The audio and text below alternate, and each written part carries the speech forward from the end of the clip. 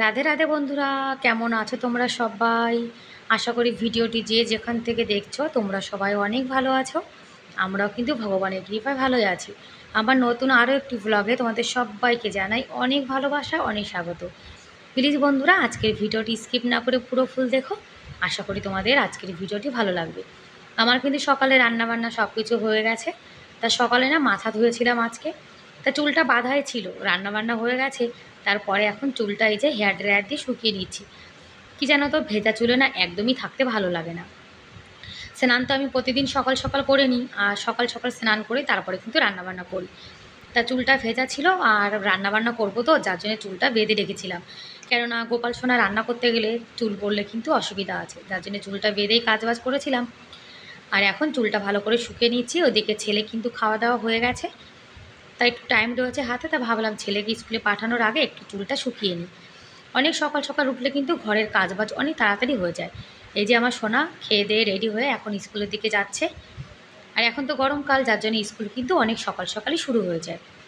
আর ও বলছে যে বাস এখন গেছে ওদিকে, এখন উল্টে স্কুলের দিকে যাবে, তখন ও বসবে।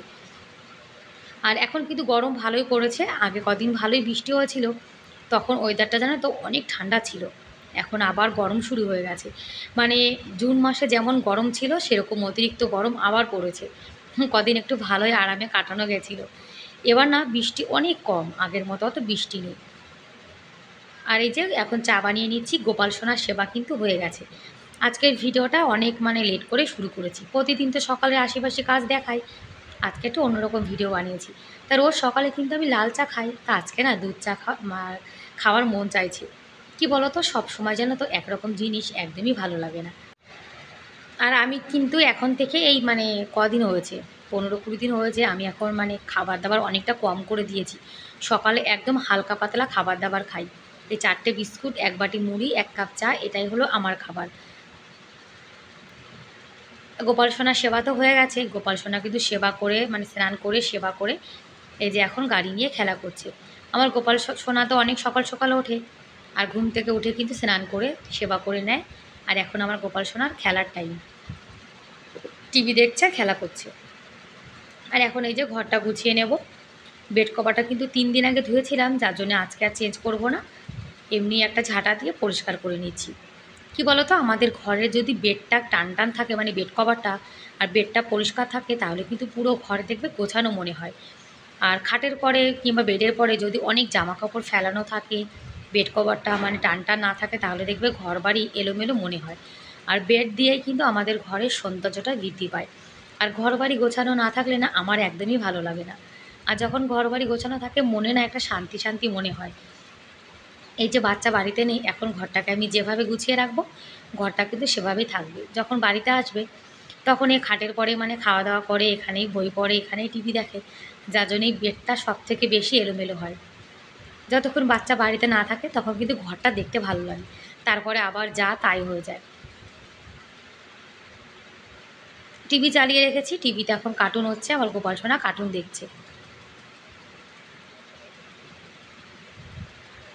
আর বন্ধুরা, তোমরা এখনও পর্যন্ত যারা ভিডিওটি দেখছো, তোমাদের আজকের ভিডিওটি কেমন লাগলো কমেন্ট করে কিন্তু অবশ্যই জানিও। আর ভিডিওর কোনো অংশ ভালো লেগে থাকলে প্লিজ একটা লাইক করে দিও।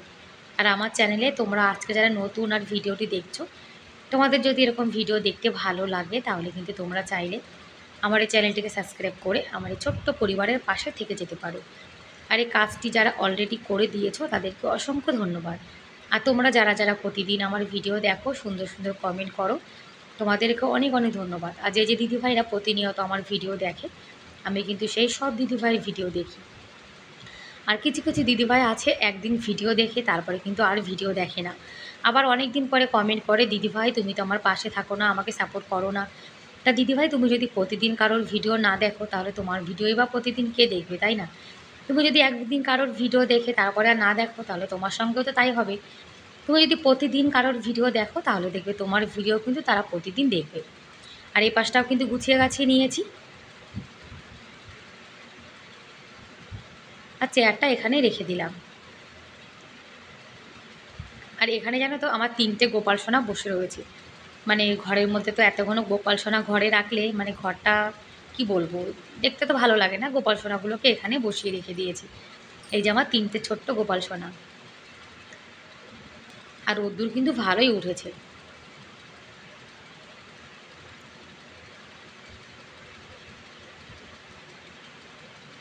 তুলসী গাছের পাতাগুলো না পোকা ধরেছে। কিছু জামাকাপড় উপরে দিয়েছি, কিছু জামাকাপড় নিচে দিয়েছি। আর এখন কিন্তু সোজা চলে এসেছি বিকালবেলাতে। আমি বিকালে একটু ঘুরতে যাচ্ছি। কি বলো তো, আমি না এখন থেকে মানে প্রতিদিন বিকালে ঘুরতে যাই। আর আমাদের কিন্তু মানে বিকালের টাইমটায়, সকাল আর বিকাল দু টাইম কিন্তু একটু হাঁটা উচিত। আমরা যত হাঁটবো ততই কিন্তু আমাদের শরীরটা অ্যাক্টিভ থাকবে। আর আগে তো অনেক গরম ছিল, যার জন্য ঘর থেকে একদমই বেরানো হতো না। এখন এই যে একটু গরম কমেছে, মানে আগের মতো অত অসহ্য গরম তো নেই, তাই একটু বাইরে ঘুরতে আসি। আর এদিকে দেখো মহিষগুলো এখানে বাঁধা রয়েছে। এদেরও কিন্তু অনেক গরম লাগে, সেই জন্য এদেরকে এখানে বেঁধে রেখেছে। আর শ্রাবণ মাস, বৃষ্টির জন্য চারিদিকে কিন্তু অনেক সবুজ হয়ে গেছে। আর আমাদের এখানে মহিলারা জানো তো গরু মহিষের জন্য প্রতিদিন সকাল আর বিকাল এরকম ঘাস কেটে কেটে নিয়ে আসে। আর ওই দেখো দুটো বয়স্ক মাঝি আসছে, ওনারা কিন্তু প্রতিদিন সকাল বিকাল ঘাস কেটে মাথায় করে তারপরে বাড়িতে যায়। মানে বয়স হয়ে গেছে তবুও দেখেছো কতটা কাজ করে। আর রাজস্থানের মহিলারা কাজ করে বলেই কিন্তু ওদের শরীর ভীষণ ভালো। শরীরে যত কাজ করবে ততই কিন্তু আমাদের শরীরটা ভালো থাকবে। দেখো কত বয়স্ক, দাঁত কিন্তু সব পড়ে গেছে, তবুও দেখো কত কাজ করছে। এই ঘাসের বোঝাগুলো কিন্তু অনেক ভারী, তবুও দেখো মাথায় করে কেমন করে নিয়ে যাচ্ছে। ওনাদের সঙ্গে কথা বলে তারপরে আবার কিন্তু হাঁটা শুরু করেছি। প্রতিদিন 2 কিলোমিটার কমসে কম হাঁটা উচিত। তবুও আমি কিন্তু বেশি হাঁটিনি, 1 কিলোমিটার মতো কিন্তু হেঁটেছি। তারপরে এই যে এখন বাড়ি থেকে যাচ্ছি, হালকা হালকা একটু মানে বেলা চলে গেছে। চারিদিকে সবুজ, কত সুন্দর লাগছে দেখতে দেখো। আমার না এরকম সবুজ গ্রাম দেখতে ভীষণ ভালো লাগে। আর খেতে কিন্তু এগুলো সব বাজরা গাছ। এই দেখো আর একটা বৌদি কিন্তু ঘাস নিয়ে যাচ্ছে। এখন কিন্তু বাজরার টাইম, শীতকালে সর্ষে লাগায় আর গরমকালে বাজরা লাগায়। আর এই যে এখন বাড়ির উদ্দেশ্যে রওনা হয়েছি। বিকালে হাঁটতে না ভীষণ ভালো লাগে। তারপরে সন্ধ্যা হয়ে গেছে, এই যে এখন একটু কলার জুস বানাচ্ছি। আমার সোনাকে কিন্তু প্রতিদিন কলার জুস বানিয়ে তারপরে কিন্তু বিকালে দিই। তারপর রুটি বানাবো, যার জন্য আটা কিন্তু নামিয়ে রেখেছি। আর সকাল থেকে রাত পর্যন্ত কিন্তু একের পরে একে মানে কাজ এসে হাজির হয়ে যায়।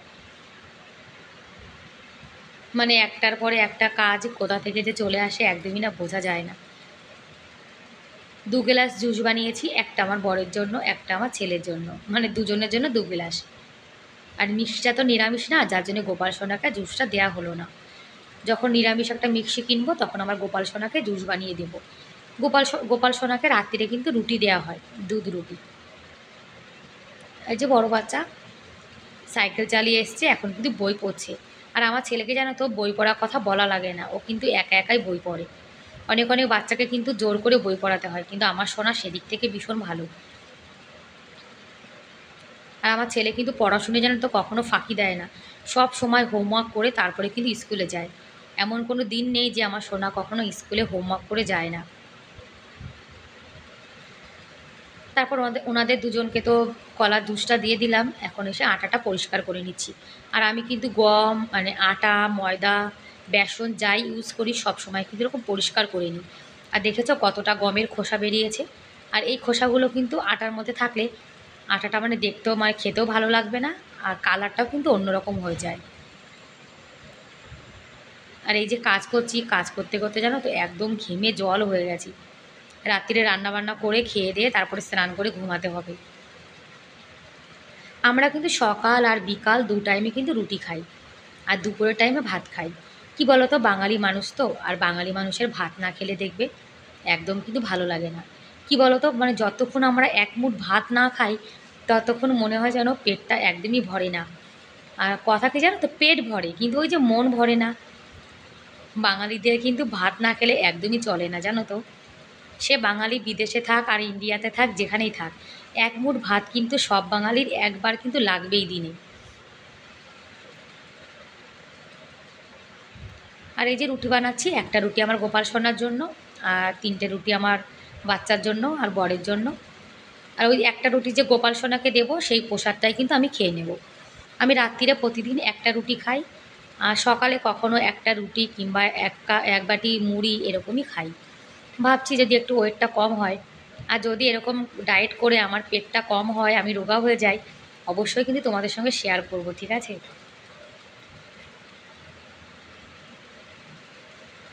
সকালেও যেমন কাজ থাকে, মানে একদম সকাল সকাল, আর সন্ধ্যার পরেও কিন্তু আমার সেরকমই কাজ থাকে।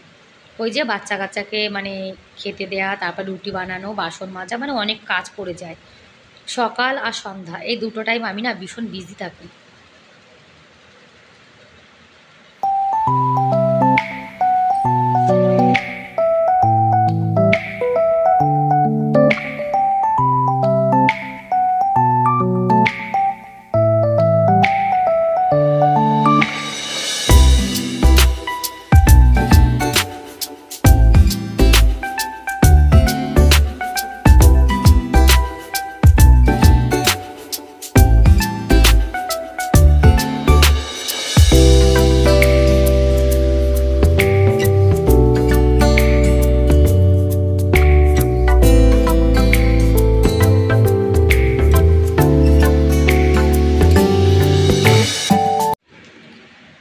আর দুধ রুটি আমি কিন্তু 10 মিনিট আগে ভিজিয়ে রেখেছিলাম, এখন আমার গোপাল সোনাকে সেবা দিয়ে দিচ্ছি। আর নিচে কিন্তু একটা রুমাল বিছিয়ে রেখেছি, ওই যে দুধ খাওয়ানোর সময় যে দুধটা পড়ছে, যার জন্যে বিছিয়ে রাখা হয়েছে। গোপাল সোনাকে এখন কিন্তু রাত্রেবেলায় আর ভাত দেওয়া হয় না, প্রতিদিন রুটি কিংবা চিড়ে এগুলো দিয়ে সেবা দেওয়া হয়। ব্যাস বন্ধুরা, তাহলে আজকের মতো এ পর্যন্তই। Bye bye.